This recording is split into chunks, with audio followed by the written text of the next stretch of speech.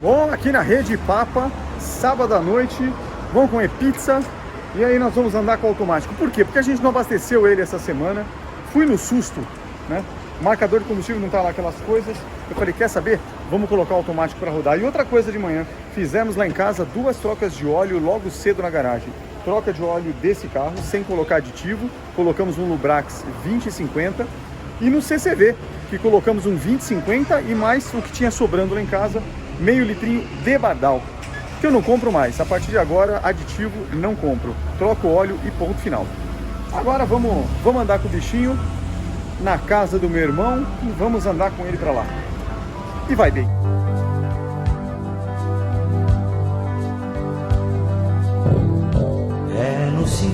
Bom, e domingo de manhã não, né? Domingo já à tarde, CCV rodando com óleo novo. E paramos aqui na Rede Papa para colocar o nosso querido álcool aditivado, que, como eu sempre digo, aproveite que está barato. Quanto que tá isso aqui? Não dá nem para ver o preço aqui. Tá tão barato que nem aparece. Enfim, tá de graça, mentira, né? Mas de qualquer forma, tamo indo. Tá indo bem, o motor está mais silencioso com o querido Bardal. Mentira também. Tá por causa do óleo mesmo, óleo novo, ele parece mais macio. Mas vamos ver, já vou fazer uma cena externa. Vamos dar um pulo no Garagem 55 para ver o que tem lá hoje. E você chegou no Monza Experience, que, como você viu, nesta noite de sábado andamos com o nosso querido automático. Depois eu não filmei, gente. Bom, primeiro, canal velho para falar de coisa velha. Então assim, se você quer ver coisa moderna, sai do canal, pula, vai para outra coisa, vai ver funk, pagode, TikTok, essas tranqueiras todas aqui. Aqui a gente fala de carro velho do tipo Monza. Veículo fabricado de 83 a 96 do querido Brasil, projeto mundial da GM, e foi lançado em 5 países na época, mas nada disso é importante, uma vez que ele ficou velho. Esse aqui, por exemplo, que você vê aqui em cima o logo CCV, que é o nome de uma concessionária CCV que ainda existe lá em Curitiba, no bairro do Tarumã, e esse carro, na nota fiscal que está aqui no porta-luva, saiu de lá. Enfim, e a CCV em Curitiba eu chamei o Monza de CCV. É um modelo 85/86, ou, para quem gosta, o 85 fase 2, porque ele veio com essa maravilha dos bancos de veludo, as luzes no teto e uma série de coisas que o outro modelo com curvinha atrás não vinha. Era o luxo. Pois bem, toda essa frescura de lado, para dizer o quê? Que nessa época, década de 80, nós estamos aqui num domingo andando em 2022.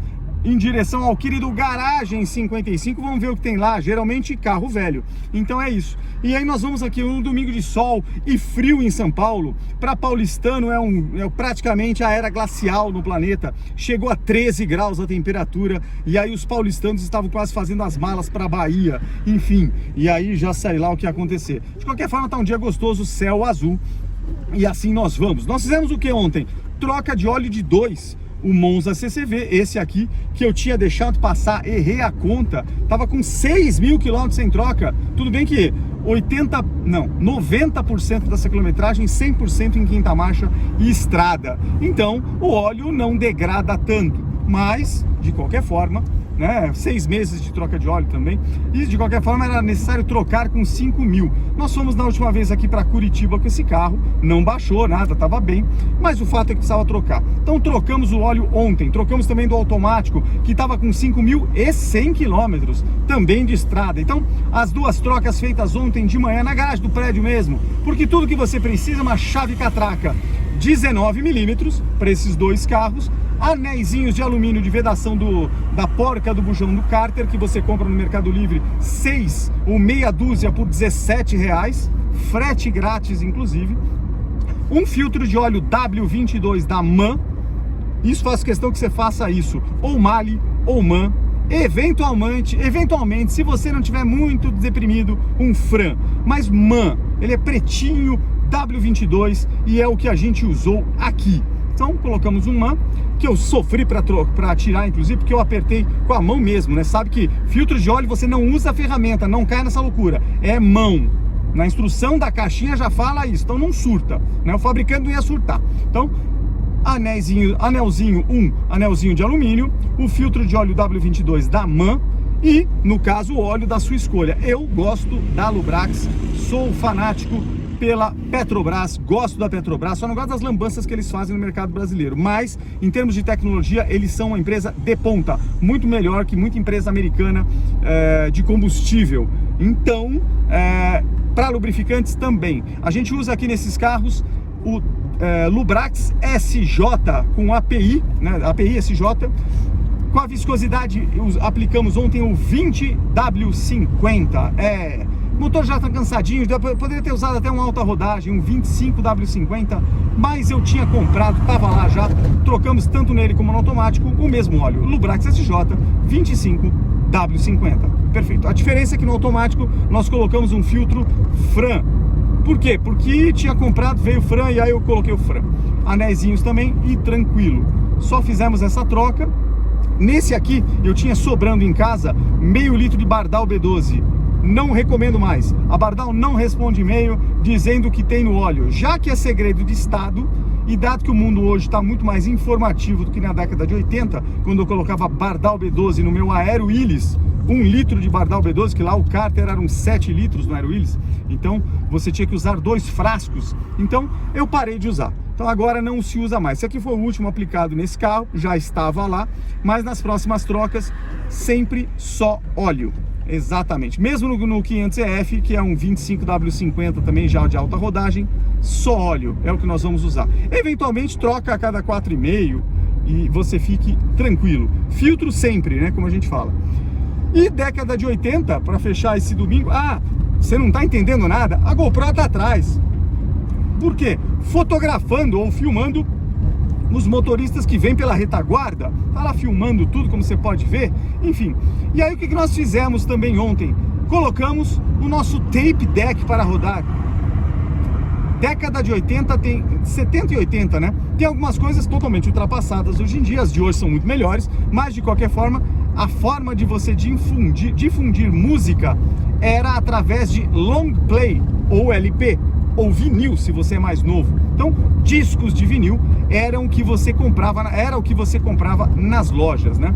Só tinha um problema, o disco de vinil não era tão portátil assim. Ele era portátil do ponto de vista de você colocar do tamanho do papel, colocava debaixo do braço um disco ou vários, e ia para algum lugar que tinha um toca-disco, né? Ou uma picape, ou um turntable, sei lá o que você queria. Mas de qualquer forma era um toca-disco. E aí você usava nas festas, se você ia levar o seu disco para colocar na festa, você falava, não, eu levo o disco não sei do que. Então esse comércio existia. Era comum também na década de 80 mais que é o que eu vivi. 70 foi o começo do long play no mundo, né? Ainda morria os 78 rotações, disco de laca, fidelidade horrorosa, 78 rotações por minuto e pouca capacidade de gravação. De repente, na década de 80, o mundo entra para o vinil. Por quê? Porque é fabricado com vinil. É uma bolacha de vinil prensada em alta temperatura no molde da matriz. É como se fosse carimbar uma coisa. Essa coisa são os sulcos do disco. E aí a tecnologia da época permitiu que os sulcos fossem muito mais fininhos. E aí permitiu também que os discos rodassem muito mais devagar. Portanto, armazenava-se mais naquele mesmo diâmetro de bolacha. No caso, ele dava lá 15, 17 minutos para cada lado do disco. Sim, você tinha lado E, lado A e lado B. Enfim, e aí isso era o long play. Você tocava a 33,5 rotações por minuto. A cada minuto, 33 voltinhas e meio no disco maior. Tinha os compactozinhos, mas sempre a velocidade era a mesma. E aí, com isso, permitiu que um artista colocasse lá 7, 8 músicas de cada lado. Ele vendia, coisa que nos 78 rotações eram 2, uma de cada lado. Então, além de uma qualidade de som péssima. Na década de 80 avançou-se mais um pouco. Eles conseguiram fazer mais uma mudança gigantesca nos sulcos do disco e ele permitiu que as agulhas transmitissem em estéreo. Você não sabe o que é isso até hoje, que é o que você escuta em qualquer lugar, em qualquer fone de ouvido? Por uma razão simples, você tem 2 orelhas, meu amigo, direita e esquerda. O estéreo tende a dar uma pequena diferença, assim, em fração de milésimo de segundo entre um e outro, para que você tenha a noção espacial, que é como se você não estivesse usando nada nas queridas orelhinhas. Você percebe uma dimensão maior do que o mono, que era um canal. Então passou-se a gravar música em 2 canais, direito e esquerdo. E os toca-discos os discos começaram a ser prensados com o sulco do lado direito e do lado esquerdo. E quem percebia isso eram as agulhas. Safira, diamante, eram os materiais que se usavam nas agulhinhas daquela época. E aí colocava-se a agulhinha presa numa shell, que existe até hoje num toca-disco, e aí por transmissão magnética, 4 fiozinhos, e aí saía lá para um sinal puramente analógico. As vibrações que o querido ponteirinho passava pelo sulco virando a 33,5 rotações por minuto eram suficientes para traduzir música. A informação estava gravada de forma física. Então, década de 70 terminou com os long play estéreo. E isso eu pego muitos discos da época do meu pai, que eles colocavam, ó, esse aqui vinha um rótulo estéreo, né? E os aparelhos de som mudaram, passaram a ter 2 caixas. Até então, como era mono, um canal só, o som da esquerda era idêntico da direita, você só podia ter um amplificador, como os Delta da época que a gente tinha em casa, com uma única caixa grande. Não fazia sentido 2 caixas. Então, quando você teve o estéreo, aí começou-se a popularizar o som estéreo, os receivers estéreos. Pois bem, década de 80 foi um avanço muito maior. Só que de qualquer forma, e aí depois, 90, CD, babá, e aí vem. O que eu quero dizer com isso é que a forma que você tinha, que se popularizou, começou na década de 60, unificou o modelo na década de 70, por uma empresa chamada Philips holandesa, o modelo da fita cassete. Cassete porque ele vinha numa caixinha, cassete, um rolinho. E isso foi um avanço do cacete no mundo, porque naquele momento você tinha os gravadores de fita magnética, eram de rolo. E isso era um saco, porque você tinha que colocar o rolo, pegar a fita com a mão, colocar na cabeçote no outro rolo, e aí apertar. Isso era uma desgraça. Além de ficar com a fita exposta na mão das pessoas. O que a fita cassete, em seus vários modelos, é que nem videocassete com VHS, Betamax, e o Betamax não pegou, a fita cassete também teve os seus modelos de formatos diferentes, até que a Philips emplacou o modelo cassete, compact cassete, que é o que a gente conheceu durante a década de 80 e 90. E aí o que ela fez? Popularizou-se no mundo e os outros fabricantes começaram a fazer no modelo unificado. Todo mundo ganhou dinheiro num único formato. Então milhares de fabricantes passavam a fazer as fitas e os toca-fitas. E aí vários incorporaram em 3 em 1, que ligava tudo e tal. E qual era a grande sacada? Você podia, a partir daquele momento, gravar em casa a sua música. Então você muitas vezes comprava o disco ou sintonizava numa rádio bem sintonizada e gravava a sua música, a sua seleção. Era a sua playlist numa fita cassete. Capacidade, 30 minutos de cada lado, o que era mais do que suficiente. A fita garantia mais do que o LP. Então o formato era perfeito. Mais do que isso, se você colocasse mais fita nos carretéisinhos, você transformava em 45 minutos de cada lado a fita 90. A BASF, em dado momento, lançou uma fita mais fina, aquela fita de plástico, que é uma fita mesmo, né? Mais fina, e conseguiu fazer fitas de 120 minutos. Sim, ela não precisou aumentar tanto o carretel para que um não encontrasse com o outro, e fez com que as fitas gravassem 60 minutos de cada lado. Não pegou. Compramos algumas, mas ela era uma fita mais frágil. Então, o que se popularizou no mundo era uma fita 60. Diversas marcas. Sony, TDK, cara, todo mundo, BASF, Scott, da 3M, todo mundo fabricou fita cassete em qualquer lugar do mundo e outras milhares de marcas. Bom, e para reproduzir o tape deck, depois, obviamente que em 1979 e 80, aqui o Morita, então líder supremo da Sony, lançou e fez um desafio para o seu querido engenheiro, dizendo assim: amigão, faz um toca-fita compacto, eu quero um aparelho do tamanho de uma fita cassete que caiba no bolso de uma camisa. O engenheiro pirou, ficou louco e entregou o Walkman 2 da Sony. Era um toca-fita portátil. E a partir daquele momento, o mundo da década de 80 mudou. A geração Coca-Cola mudou. Mudou porque você podia pegar as suas fitas, colocar no seu Walkman, prender na sua calça, com fone de ouvido, um headset, com alça ainda, o MDR-L1 da Sony, som fantástico, e você tinha ali uma experiência incrível, no tamanho de uma fita cassete, movido por 2 pilhas do tamanho AA. Tenho esse até hoje. Solta a foto aqui quando ganhei o meu, com os meus 9 anos, 80, então 9 anos. na fazenda, escutando minha seleção de AC/DC, Judas Priest, Kiss, Crocus e por aí ia. É o que eu tinha escutando naquele momento. Então era isso. A fita cassete se popularizou de uma forma que ícones foram criados. Rebobinar a fita cassete, caneta Bic. Para que a caneta Bic foi inventada? Claro que para rebobinar a fita cassete. Não entendeu o trocadilho? É que você não é da década de 80. A caneta Bic servia certinho no carretelzinho. Então você podia enrolar a fita, o que era uma bosta. Ninguém gostava de fazer isso, que descompensava a fita toda e muitas vezes ela começava a enrolar e cagava tudo. Mas muita gente desavisada fazia isso. Isso não era uma prática que eu gostava de fazer. Surgiram desmagnetizadores, que eu tenho em casa, deixo guardado as 7 chaves porque aquilo é um perigo. Você passa a fita de um lado, passa de outro, a fita está limpa. Desmagnetizador de fita, porque você não sabe, a fita analógica ela é gravada em óxido de ferro pelo cabeçote, e ele muda a frequência para que o próprio cabeçote depois possa ler e traduzir aquilo em música, em um processo analógico. Aquilo foi uma maravilha. E aí, para que eu estou falando tudo isso? Porque existe um canal no YouTube, que eu já vou falar dele também, o Web Vintage, do nosso querido Vinícius. Esse cara vai fazer o quê, meu Deus? Não, tá perdido. Moleque. E aí, então, o querido Vinícius do Web Vintage, um técnico fantástico lá, que tem canal no YouTube com milhares de seguidores, ele inventou de consertar vários decks e pôs para vender no Mercado Livre. E eu achei um, vou colocar o vídeo agora. Olha esse deck Sony que eu achei revisado. Na verdade, esse aqui é mais dos anos 70, 78 por aí. Mas eu achei legal. Depois que eu vi um vídeo no canal, sigo o cara por lá, eu acabei vendo, achando um vídeo de um tape deck da Sony de 78, que é um pouco raro, em bom estado, tudo que passou por uma revisão dele, ele fez uma série de coisas lá dentro. E ele estava anunciando no Mercado Livre. E aí eu comprei o deck, e é o que eu vou mostrar para vocês. Então a ideia é como gravar uma fita cassete padrão, dessas que ainda você acha para comprar no Mercado Livre. Eu comprei umas caixas dessas aqui, TDK 60.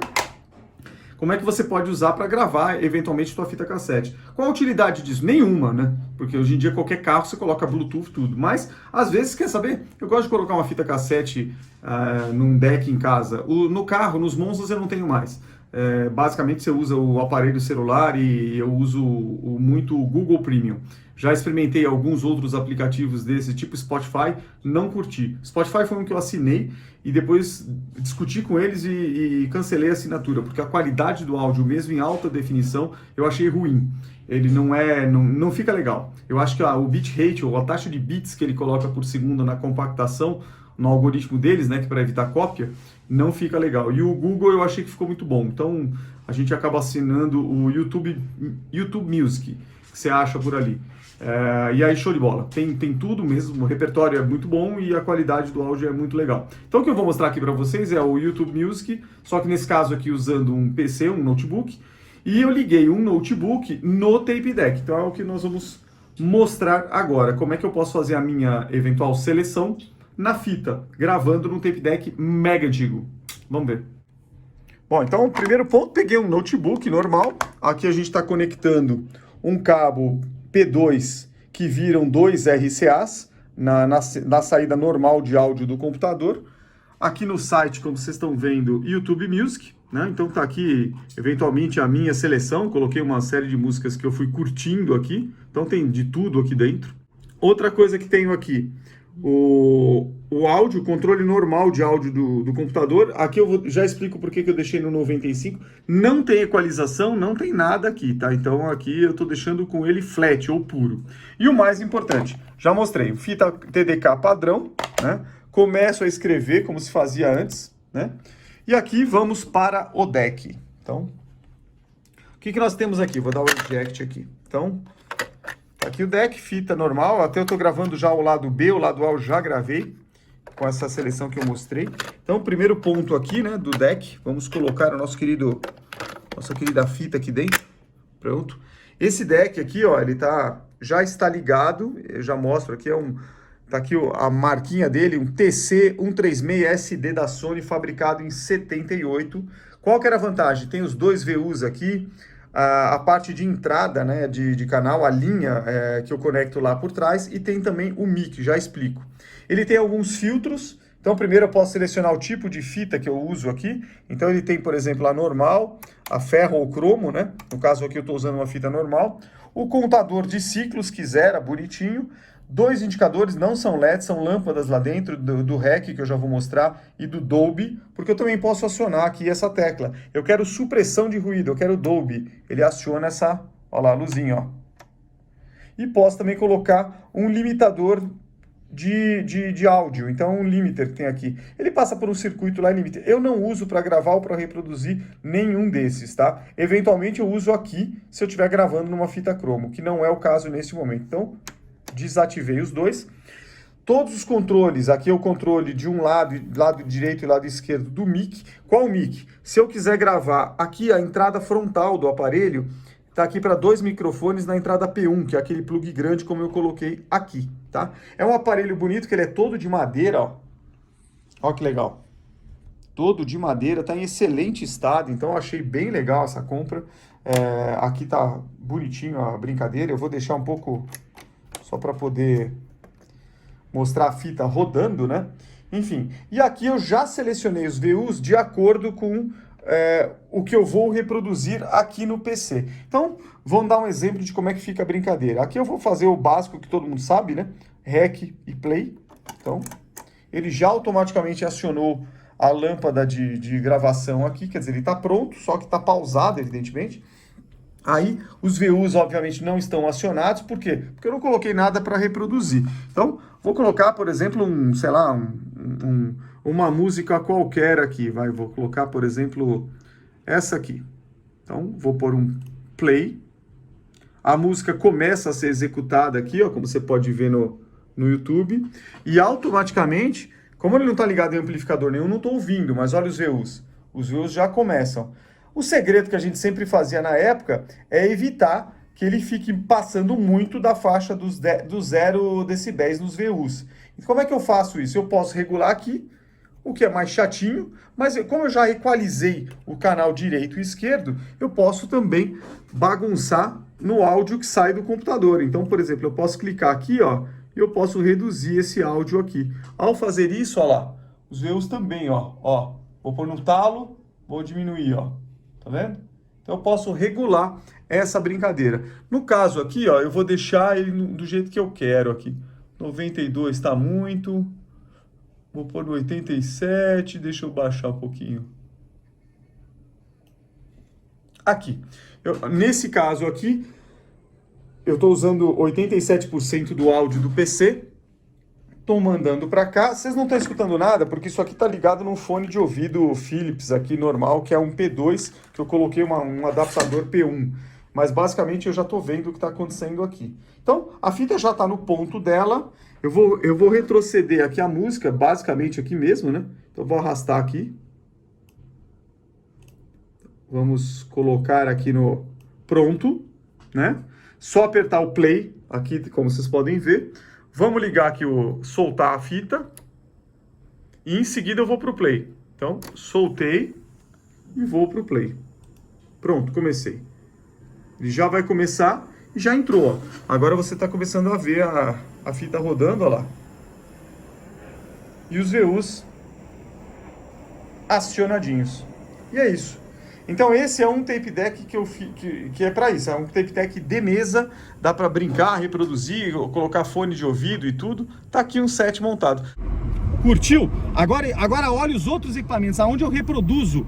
O hobby é esse, grava uma fita cassete, que você pode pegar de LP, se você tiver, de rádio, se você ainda ouvir, ou de qualquer outro lugar, ou até do YouTube Music, como eu fiz no computador, e siga a sua vida. Faça este processo. E é o que eu vou te mostrar nos equipamentos, como a gente reproduz isso em casa aqui em São Paulo. Olha aí. Esse aqui, com flash ou não, é um deck da Onkyo, já dos anos 90, já completamente mais moderno, alto reverse, tudo em LED. Ele tem uma série de contadores já em minuto e segundo, não é contador de ciclo. Você pode fazer aqui um monte de coisa com ele. Esse aqui é bem legal, ó, aceso aqui. Eu vou pegar uma fita qualquer, ele não está ligado em amplificador nenhum. Vou pegar uma fita até mais antiga que eu tenho, gravada lá nos anos 90. Ó. Então aqui você tem, ó, a cabeça lá embaixo, alto reverse, tudo bonitinho. Então, aqui já é E aí vamos adiantar aqui, ó. Olha lá, já começa a virar. Play, vamos lá. Daí ele já tem, ó, os LEDs todos bonitinhos aqui, ó. Então aqui já é um outro patamar. Aqui você coloca tempo restante, ó. 29 minutos ele já te dá. Você escolhe o tipo de tape, se é metal, ele já detecta se é normal, se é metal ou cromo. Você tem Dolby B e Dolby C que eu posso colocar aqui, ó. Posso acionar, ó, Dolby B e C. Aqui tem aqui você tem a parte do reverso. Então, por exemplo, ele está tocando aqui, eu aperto do outro lado, olha o que ele vai fazer. Ele já vira a fita, ó. Pronto, já está no reverso. E ele já entra com calculador aqui. Então, esse aqui já é um outro modelinho bem diferente. É um HX Pro. O modelinho está aqui embaixo, ó. É um TAR260 da Onkyo, japonês. Esse aparelho é bem legal. Dá para brincar bastante e grava muito bem. Grava muito bem. Bom, último deck aqui. Que o outro tá guardado, ele não tá funcionando legal. Esse é um padrãozinho, década de 80, já final da década de 80, acendendo os queridos Veuzinhos. É um Gradiente S96. Então aqui ele tem aquela tampa já manual, você coloca a fita com a mão, funcionando também, ó. A única coisa é que a rotação dele é um pouquinho maior. Esse é o que eu liguei aqui para reprodução nas caixas de som de casa. Por enquanto é esse que está aqui. Então ele basicamente está passando por um seletor aqui de áudio e ele vem para esse, aqui sim, um belo equipamento. Esse aqui é um Technics, fabricado em 79, com a parte prata. Eu tenho um outro desse também, que o gabinete, em vez de ser recoberto com lâmina de madeira, como esse está em excelente estado, ele é madeira, porém preto, e aqui, em vez de prateado, é preto com o dial e os signais aqui de receiver verdes. Então, mas esse aparelho está absolutamente inteiro. Quando eu comprei há uns anos atrás, revisado, inteiro, ele está absolutamente inteiro. E tem uma potência gigantesca. Isso aqui é meu home theater. Aqui, televisão, TV a cabo, Netflix, tudo ligado nele. E ele tem uma potência realmente fantástica. Quais são as caixas de som que a gente usa aqui? Vou mostrar agora. Bom, essas caixas aqui, elas são da National. Ela vinha com um outro aparelho que tenho guardado, que é um SS7000 3 em 1. Porém, os alto-falantes dele não eram esses. Eram alto-falantes de 6 polegadas, não tinham triaxiais naquela época, isso aqui é década de 70. E aí, em algum momento, isso aqui era um sistema que era basicamente um retorno, não tinha alto-falante. Ele chamava-se de woofer passivo, não tinha nada ligado nele, ele só vibrava. Então era uma caixinha fraca, de alguma forma, com 70 watts da época. O que eu fiz? Peguei par de triaxial, de quadriaxial da Booster, que eu achei de 150 watts, e liguei em série, porque eles são originalmente de 4 ohms, e em série viram 8 ohms, que é o que os aparelhos antigos aguentam. Então deu super certo, essa caixa hoje faz tremer toda a potência do nosso querido receiver. Essas são as caixas frontais. Agora eu vou mostrar as caixas do fundo. Bom, aqui você tá vendo já uma caixa Gradiente, ó. Essa aqui eu não mexi do jeito que ela veio, eu consegui encontrar essa aqui há alguns anos atrás, intacta, o par, né, evidentemente.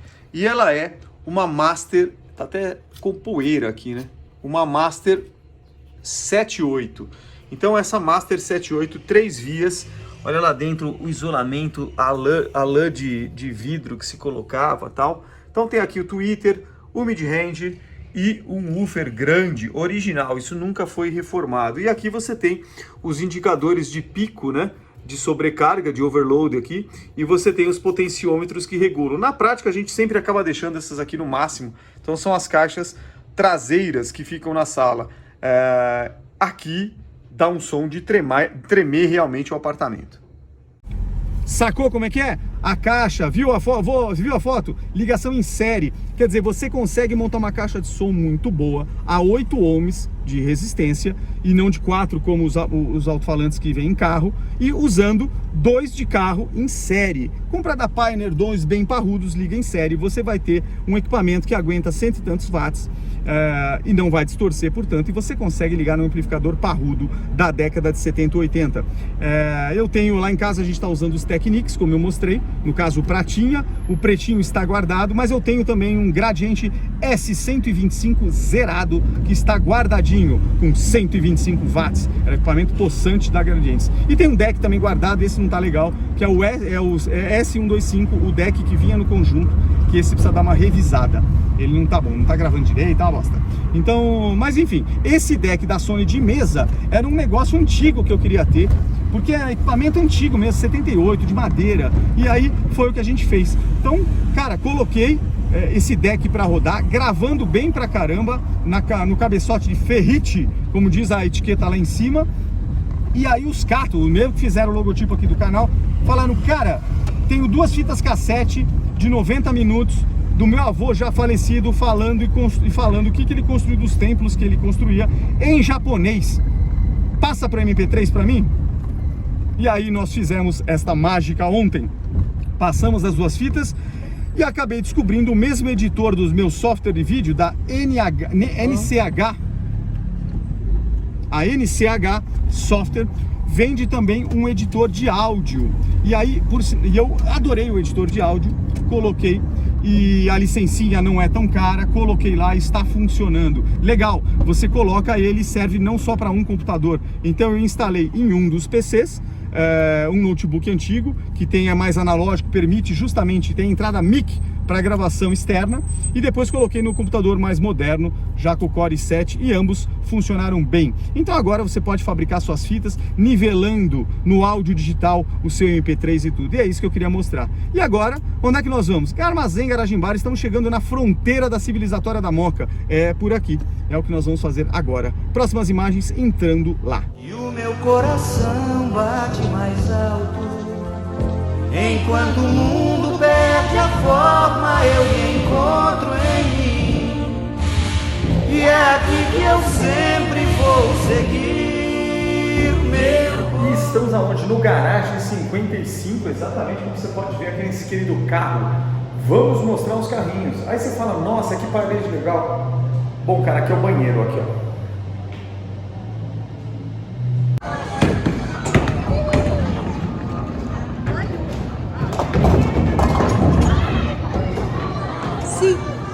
O que aconteceu? Só assim. Olha, a gente vai jogar aqui. Vamos ver o que dá.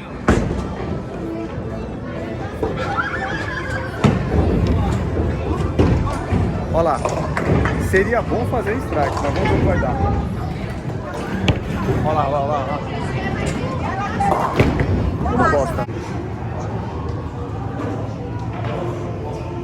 Olha aqui no Garagem, depois do boliche, uma linguicinha no padrão Davi Curitiba aqui, ó. Itamaraty.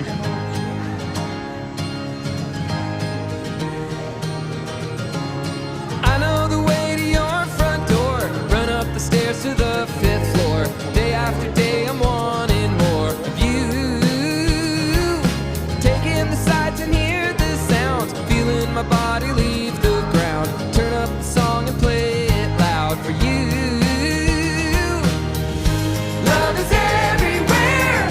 Love is everywhere. Where you go, I'm there. Together, together, always together.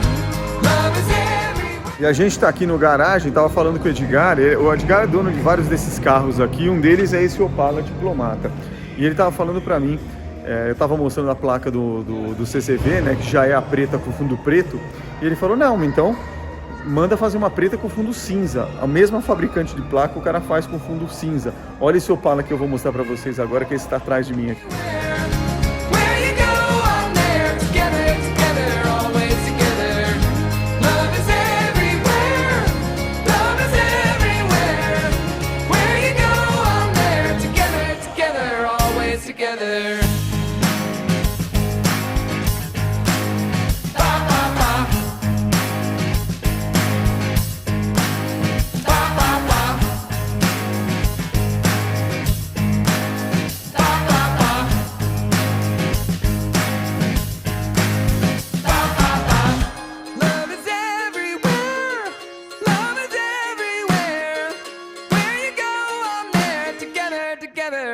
always together.